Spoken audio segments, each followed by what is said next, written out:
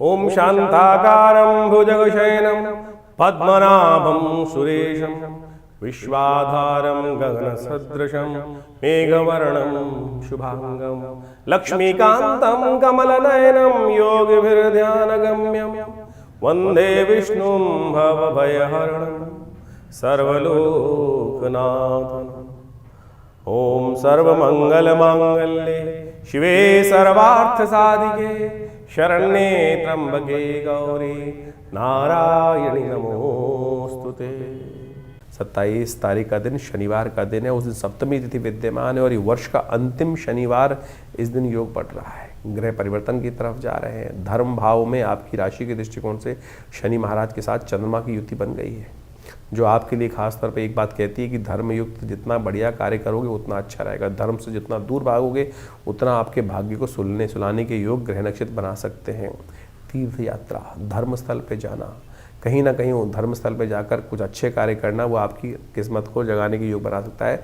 शनि को भी अनुकूलता प्रदान कर सकता है। ऐसे में हनुमान जी की कृपा आपकी राशि के दृष्टिकोण से संपूर्ण रूप से कल्याणकारी योग बनाएगी, क्योंकि आपकी राशि में इस वक्त जो 4 शुभ ग्रह जो हैं, विशेष तौर पर कई शुभ ग्रह जो हैं, शुक्र बुध दोनों के दोनों अस्त चल रहे हैं, बुध अस्त होने वाले हैं। तो ऐसे में कुछ खास उपाय लगातार करते रहें। हो सके तो इस दिन शनि के निमित्त तेल का दान, कड़वे तेल का दान करना आपके लिए कहीं ना कहीं कल्याणकारी योग बनाएगा। अपनी सामर्थ्य के अनुसार से जितना भी तेल दान करेंगे वो शुभ रहेगा आपके लिए। 28 तारीख का दिन रविवार का अवसर है। अष्टमी तिथि विद्यमान है। सूर्य इस दिन शुक्र के ही नक्षत्र में प्रवेश कर रहे हैं, शुक्र के साथ चल रहे हैं, मंगल के साथ चल रहे हैं। सूर्य, शुक्र और खासतौर पे आप बुध जो मंगल हैं, वो दोनों के दोनों ग्रह जो हैं वो शुक्र के साथ ही कहीं ना कहीं कॉम्बिनेशन विशेष प्रकार का बनाते दिखाई दे रहे हैं, जो आपकी राशि के दृष्टिकोण से बहुत महत्वपूर्ण रोल आपके लिए प्ले कर सकता है, जो आपके लिए खासतौर पर लव लाइफ में भी जान डाल सकता है और साथ साथ गलत लोगों से नुकसान देने के योग भी बनाने की तरफ इंगित करता दिखाई दे रहा है ये ग्रह आपके लिए। तो ऐसे में थोड़ा सा चाणक्य नीति के साथ काम कर लेंगे तो चीज़ें आपकी सफलता की तरफ अग्रसित होती दिखाई देंगी।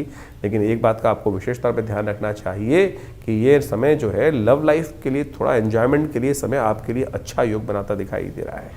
जो भूले बिसरे मित्र हैं उनसे मुलाकात होने के योग कहीं ना कहीं ये राशि बनाती दिखाई दे रही है। पुराने दिनों की ताज़ा याद जो है वो ताज़ा होने के योग बन सकते हैं। 29 तारीख सोमवार का अवसर, नौमी तिथि विद्यमान है। ग्रह नक्षत्रों के दृष्टिकोण से देखें तो सुबह सुबह ग्रहों का परिवर्तन का योग बन रहा है। बुध और चंद्रमा दोनों के दोनों परिवर्तन की तरफ जा रहे हैं और ये परिवर्तन का जो योग आपकी राशि में बन रहा है ये बड़ा विशेष है। ऐसे में कुछ चीज़ें आपके पास आ सकती हैं, कुछ चीज़ें आपसे दूर जा सकती हैं। बहुत सारी चीज़ें आप अपनी हठ धर्मिता से लात मार के दूर कर सकते हो। ऐसे में विशेष तौर पर ध्यान रखने की आवश्यकता है कि ज़बरदस्ती चीज़ों को फेंके ना, संबंधों को तोड़े ना। संबंध बनाने में बड़ी मुश्किल आती है लेकिन संबंध तोड़ने में 1 सेकंड लगता है। और आपका इन दिनों स्वभाव ऐसे चल रहा है कि थोड़ी सी बात हल्की सी लगी और पता नहीं मुख से क्या क्या निकल जाए और वो सबसे आघाती जो शब्द होते हैं उनसे बचने का कोई रास्ता नहीं मिलता है। सोमवार का अवसर है, शिव का ध्यान करें, थोड़ा शांत हों, थोड़ा दूध लेकर, चावल लेकर भगवान शिव का अभिषेक करेंगे तो आपके लिए अच्छा रहेगा। स्वास्थ्य में भी अच्छा रास्ता देगा और जीवन में कहीं ना कहीं दुष्प्रभावों को भी ग्रहों के दूर करने का योग बनाएगा। बुध का ये परिवर्तन थोड़ा आपके लिए बने बनाए काम पर नुकसान देने के योग बना सकता है। चीज़ों को आपको छिटका के अलग कर सकता है चीज़ों को, तो ऐसे में ध्यान रखते हुए कार्य करने की ज़रूरत है। 30 तारीख मंगलवार का अवसर, दशमी तिथि विद्यमान है और इस दिन एकादशी क्षय हो रही है दिल्ली के पंचांग के अनुसार से। ग्रह नक्षत्रों के दृष्टिकोण से ग्रहों का योग ऐसा बन रहा है कि जितनी मेहनत उतना लाभ अवश्य मिलने के योग बन सकते हैं। ग्रह दिखा रहे हैं कि आपके लिए कोई रुका हुआ कार्य पूर्णता की तरफ जाने के योग बना सकता है। इसलिए पूर्ण निष्ठा के साथ जिस क्षेत्र में लगे हुए हैं विजय के योग भी आपकी राशि में बनते दिखाई दे रहे हैं। तो इस समय में जाते जाते जो 2 दिन बाकी हैं नए पुराने साल के, उसमें कुछ ना कुछ नया घटने के योग आपके लिए बन रहे हैं। ये जो तिथि है बहुत विशेष है। ये असंभव को संभव करने वाली तिथि है। केवल इस दिन व्रत कर लेने से, शिव भगवान विष्णु का ध्यान कर लेने से कई मनोरथ सिद्ध हो जाते हैं, कई ऐसे संताप कट जाते हैं जो किसी और तिथि में कुछ पुण्य करने से नहीं करते। रहस्य जान लीजिए। 30 तारीख के दिन जो विशेष योग बन रहा है वो समझ लीजिए 30 दिसंबर के दिन मंगलवार का अवसर है और इस दिन एकादशी का जो योग बन रहा है, ब्रह्म वैवर्त पुराण के अंदर एक अद्भुत योग लिखा है कि संतान एकादशी मानी जाती है इस दिन। जिनके जीवन में लोग व्यक्ति उम्मीद हार जाते हैं और उसके बाद कोई रास्ता दिखता नहीं है, तो कैसे उसके जीवन में हम कष्टों को दूर करने का योग बनाए। शास्त्र में कथा आती है कि एक राजा था, उनकी कोई संतान नहीं थी। वो संतान के चाह में क्या होता है, भटकता रहता, इधर उधर भटकता रहता है व्यक्ति। तो एक राजा था, वो भी भटक रहा था जगह जगह। एक बार भटकते भटकते समय निकल रहा था, काफ़ी दिन हो गए थे, संतान को कोई संत महात्मा मिल जाए, उनका आशीर्वाद किसी संत के बारे में उनको बताया गया था। तो जंगल में जाते जाते उस दिन बाई चांस क्या हुआ कि सुबह से लेकर शाम तक भोजन मिला नहीं और भयावह स्थिति। जंगल में अनेक अनेक प्रकार के विभिन्न जानवर, उनकी आवाज़ें भी आए। तो राजा थोड़ा डरा भी हुआ था। तो जब डरता है व्यक्ति क्या करता है, हरि नाम का स्मरण करता है, ओम नमो भगवते वासुदेवाय, ओम नमो नारायणाय, भगवान बचाओ, ऐसी स्थिति कर रहा था। मिल तो रहे नहीं जिनके पास जाना है। तो ये कथा जो पुराण में आती है, इसी चिंतन में उपवास रखते हुए बिना कुछ खाए पिए, अनायासी, कोई खाने को मिला नहीं तो ऐसे ही भटकते भटकते शाम को संत के दर्शन हुए, कहा जाता है। और उन संत ने सुंदर रूप से उस रहस्य को बताया कि भाई आज एकादशी है और एकादशी के दिन कहा जाता है जो व्रत रहता है, और इस एकादशी के दिन जो पौष मास के शुक्ल पक्ष की एकादशी होती है, तुमने अनायास ही भगवान का स्मरण, क्योंकि तुम जंगल में भटक रहे थे, भगवान का नाम का स्तवन भी चल रहा था साथ साथ, और उसके कारण से व्रत भी किया हुआ था। तो इस व्रत के प्रभाव से जो जिसकी आकांक्षा में तुम आए हो हमारे पास संतान की प्राप्ति के लिए, वो तुम्हारा व्रत अनायास ही हो गया। तो आने वाले समय में इस व्रत के प्रभाव से, भगवान की कृपा से तुमको संतान का सुंदर सौभाग्य मिलेगा। शास्त्र के दृष्टिकोण से कहा जाता है कि ये सुंदर आशीर्वाद इस तिथि में ही निर्मित है। तो आपके जीवन में यदि कोई आकांक्षा है, संतान की आकांक्षा है, या जिससे आप हिम्मत हार चुके हैं, चीज़ें वो हो नहीं रही हैं, इस दिन व्रत करते हुए भगवान के नाम का स्तवन किया जाए और भगवान की कृपा से अद्भुत रूप से मनोरथ सिद्ध होने के योग बन जाते हैं। ये कथाएं शास्त्र में हैं, हम इनको टेस्टिमनीज की तौर पर देखना चाहिए। और इस ग्रहों गणनाओं के अनुसार से साफ साफ दिखाई देता है। हमने विवेकानंद योगाश्रम में इस दिन सुंदर कार्य भी किया है। इस दिन विशेष तौर पे मंगलवार का अवसर पड़ रहा है, एकादशी तिथि का योग बन रहा है, तो हमने कहा क्यों ना वर्ष के अंतिम समय में सुंदर रूप से भगवान का सुंदर पाठ, सुंदरकांड का पाठ, हनुमान चालीसा का पाठ, भगवान का सुंदर यज्ञ अवश्य करने का प्रयास किया जाए। तो हमने विवेकानंद योगाश्रम में इस दिन सुंदर यज्ञ की व्यवस्था रखी है, जिसमें सुंदरकांड का पाठ भी रहेगा, भगवान का स्तवन भी रहेगा। आप सब लोग सादर आमंत्रित हैं उस समय में भाग लेकर स्वयं रूप से अपने नाम से आरक्षित करके भगवान की कृपा से सुंदर योग बना सकते हैं। तो आप सब सादर आमंत्रित हैं इस कार्यक्रम में भाग लेने के लिए। तो कर्क राशि वालों, 31 तारीख का भविष्य, वर्ष के अंतिम दिन का जो राशिफल है वो भी जान लीजिए। बुधवार का दिन है, इस दिन द्वादशी तिथि विद्यमान है। चंद्रमा उच्च के हो गए हैं, लेकिन बुध अस्त हो गए हैं। ये दोनों ग्रह आपके लिए अनुकूल हैं। दोनों ग्रहों का परिवर्तन आपके लिए बहुत अनुकूल दिखाई देता है।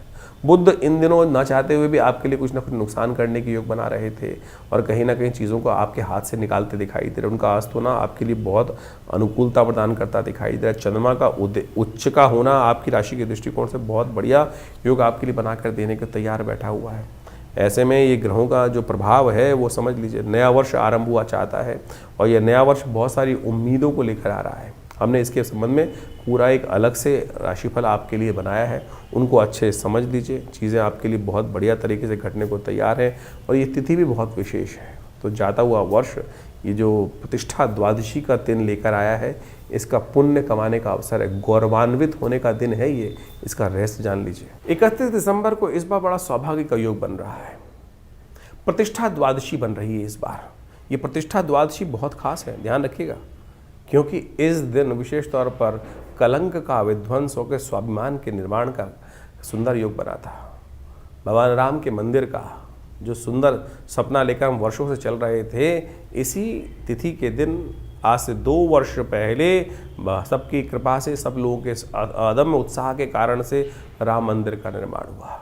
तो हमने एक विशेष कार्यक्रम हमने विवेकानंद योगाश्रम में रखा है। इस दिन हम सब जो भगवान के सेवक के रूप में काम करने का प्रयास करें, भगवान का स्तवन करने का प्रयास करें। तो हमने विशेष एक कार्यक्रम रखा है, एक दिया जो राम मंदिर के नाम पर एक श्रृंखला चलाई है और आप सब लोग उस कार्यक्रम में भाग लेने के लिए अवश्य हमारे आश्रम में भी आ सकते हैं। इस आश्रम पे बड़ा यज्ञ रखा जाएगा इस दिन शाम के समय। आमतौर पर 31 तारीख के दिन लोग पता नहीं कौन कौन से क्या क्या करते रहते हैं। इस बार 31, ये वर्षों बाद पड़ेगी कभी ऐसा योग कि 31 तारीख, यानी जिसको लोग विशेष तौर पर पता नहीं कौन कौन से दिवस के रूप में मनाते हैं, शराब के नशे में डूबे रहते हैं और नया वर्ष का आरंभ भी पता नहीं नशे में डूबे हुए लोग करते हैं। और इस बार प्रतिष्ठा द्वादशी का सुंदर योग पड़ रहा है 31 तारीख को। तो हमने भी इसने विशेष तौर पर एक दिया राम के नाम, राम मंदिर के नाम पर एक कार्यक्रम की श्रृंखला चलाई है। आप सब लोग उसमें जुड़ सकते हैं। विवेकानंद योगाश्रम एक बड़ा उत्सव करने जा रहा है इस तिथि के दिन, यानी 31 तारीख की शाम को, एक दिया राम मंदिर के नाम, और बड़ा उत्सव के साथ, आनंद के साथ। ये हमारे गौरव का विषय है, ये हमारे स्वाभिमान का विषय है कि हम सब ने अपने इन नेत्रों से जिस कलंक के साथ हमारे पूर्वज जिए 500 साल तक, आज उस सुंदर वेला पर, इस सुंदर निर्माण के, नव निर्माण की वेला पर, प्रतिष्ठा द्वादशी के दिन आश्रम पर बड़ा भंडारा रहेगा, यज्ञ रहेगा और भगवान का सुंदर स्तवन रहेगा। तो ये कार्यक्रम शाम को 6 बजे से आरंभ होकर रात्रि में चलेगा, अच्छे लंबे समय तक। तो आप सब लोग सादर आमंत्रित हैं। विवेकानंद योगाश्रम दिल्ली में, खुरेजी में, जमुना पार में आप सब अपना स्थान को आरक्षित कर इस कार्यक्रम में भाग लेने के लिए आ सकते हैं। धन्यवाद, नमस्कार। 2025 का ये अंतिम काल चल रहा है और अभी आपने उस प्रभाव को भी समझा कि ज्योतिष के दृष्टिकोण से क्या कुछ ग्रहों का परिवर्तन का योग है। 2025 समाप्त होने के बाद 2026 का पदार्पण ज्योतिष के दृष्टिकोण से, यदि कालगणना के दृष्टिकोण से देखा जाए तो जो आरंभ होगा ये बहुत महत्वपूर्ण है। 2026 एक नई उम्मीद लेकर आ रहा है, क्योंकि इस वर्ष ग्रहों का ये परिवर्तन कई प्रकार के नई उम्मीदों को जगाने की योग दे रहा है। तो केवल एक शनि महाराज को यदि छोड़ दिया जाए तो बाकी सारे ग्रह अपनी धुरी से चलते हुए परिवर्तन का योग बनाएंगे। और इस वर्ष ज्योतिष के दृष्टिकोण से ये समस्त जो परिवर्तन है भी बड़ी उठापटक करने का योग भी बना सकते हैं। जिस काल का आपको वर्षों से इंतजार था, जी हाँ, वर्षों से इंतजार था, वो परिवर्तन का समय अब 2026 है वो लेकर आता दिखाई दे रहा है। सूर्य का ये वर्ष माना जाएगा और सूर्य के वर्ष के अनुसार से जो ग्रह गणना विशेष तौर पर बना रही है वो नया एक उम्मीद का तारा उदय होता दिखाई दे रहा है।